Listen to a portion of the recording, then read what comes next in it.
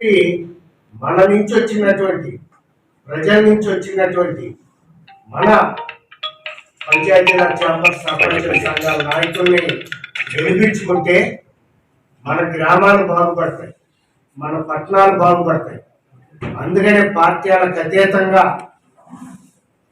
అధికార పార్టీకి చెందిన వైఎస్ఆర్సీపీ సర్పంచులు, ఎంపీటీసీలు, ఎంపీపీలు, జెడ్పీటీసీలు, కౌన్సిలర్లు, కార్పొరేటర్లు కూడా ముందుకు వచ్చి ఈ అనంతపురం టౌన్లో దగ్గుబాటి ప్రసాద్ గారిని ఎమ్మెల్యేగా గెలిపించుకోవటానికి అందరూ వచ్చి ఇక్కడ అనంతపురం టౌన్కి వచ్చి కృషి చేసి ఈయన్ని గెలిపించవలసిందిగా, దగ్గుబాటి ప్రసాద్ గారిని గెలిపించవలసిందిగా మా పంచాయతీరాజ్ ఛాంబర్ సర్పంచుల సంఘాలు విజ్ఞప్తి చేస్తూ, మా రాష్ట్రంలో ఉన్న సర్పంచులకి, ఎంపీటీసీలకి, కౌన్సిల్, కార్పొరేటర్లకి అందరికీ కూడా మేము పిలుపునివ్వటం జరుగుతుంది.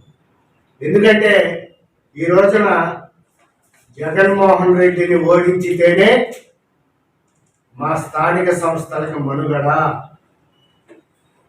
వైఎస్ఆర్సీపీ పార్టీని ఇంటికి పంపించితేనే సర్పంచులకు మనుగడ.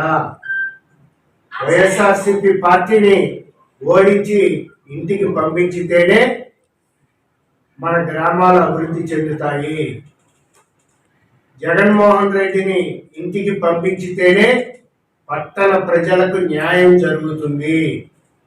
గ్రామాల్లో కానీ పట్టణాల్లో కానీ ఉన్నటువంటి ప్రజలకు కావలసిన కనీసమైన మౌలికమైన ప్రాథమిక సౌకర్యాలు, త్రాగునీరు, రోడ్లు, డ్రైనేజ్, శానిటేషన్, లైటింగ్ ఇవన్నీ కూడా జగన్మోహన్ రెడ్డిని ఓడించి వైఎస్ఆర్సీపీ పార్టీని ఇంటికి పంపించితేనే ఇవి ఏర్పడతాయి. ఎందుకంటే ఈ విషయంలో తెలుగుదేశం పార్టీ, ఎన్డీఏ కూటమి, పవన్ కళ్యాణ్ గారు, బీజేపీ ప్రధానమంత్రి మోడీ గారు, పురంధరేశ్వరి గారు స్పష్టమైన హామీని మన స్థానిక సంస్థలకి, పంచాయతీలకి, మున్సిపాలిటీలకి, మండల పరిషత్లకి, కార్పొరేషన్కి హామీ ఇవ్వటం జరిగింది.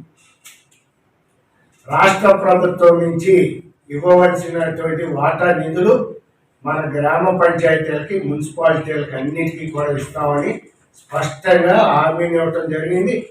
తెలుగుదేశం ఎన్డీఏ మేనిఫెస్టోలో కూడా స్పష్టంగా ఆ విషయాన్ని పేర్కొనడం జరిగింది.